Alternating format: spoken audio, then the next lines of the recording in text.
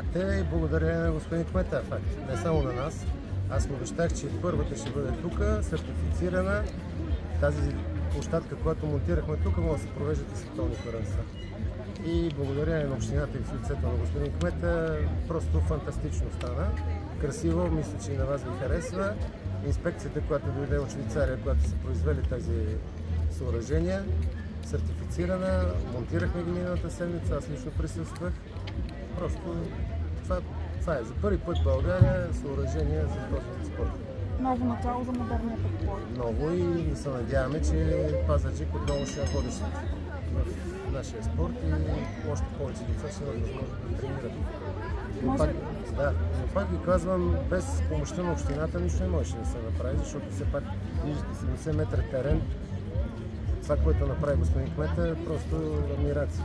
Няколко думи за самата дисциплина, която все още е непозната у нас. Ами тя е непозната в нас. От миналата година започна на по-ниските възрасти. Тая година е сега на Олимпийските игри. Нашия представител, който ще участва на Олимпийските игри, е тук. Може да, ако искате после да говорите с него. Тодор Михалев се казва, пътува други ден за Олимпиадата. Тази нова дисциплина за мен е ездата. Всички възрасти преди мъжете до сега тази година, миналата, почнаха да се състезават и в момента се състезават. Вчера се пристигнаха от Барселона. В другата седмица от 13 до 18 в София на Европейско първенство за младежи за 15 годишните. И още едно съоръжение ще монтираме в София, ще бъде в зала Армеец.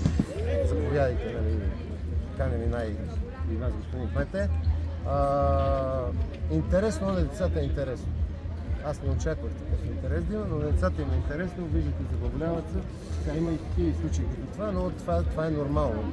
Това изисква обаче и друг вид физическа подготовка. Естествено, съвсем друго е. Малко трудно методиката се променя вече на трениране на модерния петобой, но това е работа на треньорите, на специалистите. Вече почват да се готвят с тази дисциплина. Имайте предвид, че има такива момчета, където професионалистите на паркур нашите ги пият. Господин Кузманов, вие сте част от тази история на български и пазарджишки модерен петобой. Според вас сега не губи ли спорта чисто романтичното си с премахването на ездата? Ами вижте, ако ме питате лично моето мнение, да. Но обстоятелствата го изискват. Олимпик Бродкаст сервис, това са изискванията на Международния олимпийски комитет на базата на съкратено време за телевизионно излъчване, оттам и цялата работа. За съжаление, това е. Не е точно пари, има си там някакви тяхни си работи и не можем. Новостите трябва да влизат, макар че традицията е нарушена. Виждате какво става. Как и да. Господин Кулински, как успява общината да се организира и в тези кратки срокове да изгради новото трасе? Първо искам да благодаря на господин Кузманов и Българската федерация по модерен петобой, че ни предоставиха това съоръжение, то да бъде монтирано в Пазарджик и по този начин Пазарджик така да затвърди позициите си като център на модерния петобой в България. Ние да можем да приемаме различни първенства, както национални, така и международни. Надявам се, че съвсем скоро с помощта отново и съдействието на Българската федерация ние ще можем да бъдем домакини на международни форуми.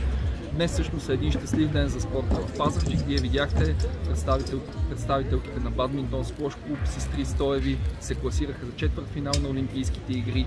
Вече имаме тази нова инсталация, която днес официално откриваме, която всъщност ще я ползват абсолютно всичките клубове в Пазарджик, както са добре дошли и другите клубове от страната.